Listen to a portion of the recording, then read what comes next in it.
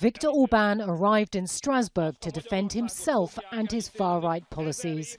As MEPs debated punishing Hungary for breaching EU values, the Prime Minister accused the European Parliament of blackmail. Hungary does not give in to blackmail. Hungary will defend its borders, stop illegal migration and will defend its rights.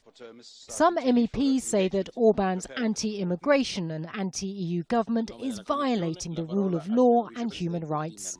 At the height of Europe's migration crisis in 2015, Hungary built a fence along its border with Serbia and Croatia to keep out refugees. Sadly, the Commission shares the concerns expressed in the report, in particular as regards fundamental rights, corruption, the treatment of Roma and the independence of the judiciary.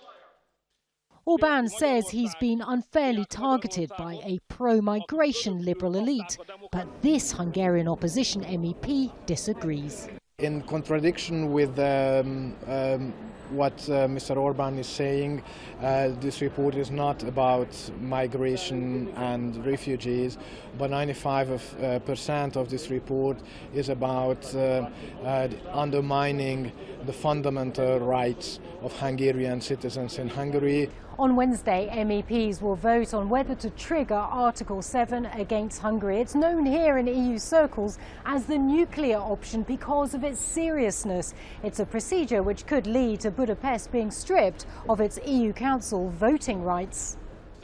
Orban's supporters say he's defending Hungary's sovereignty.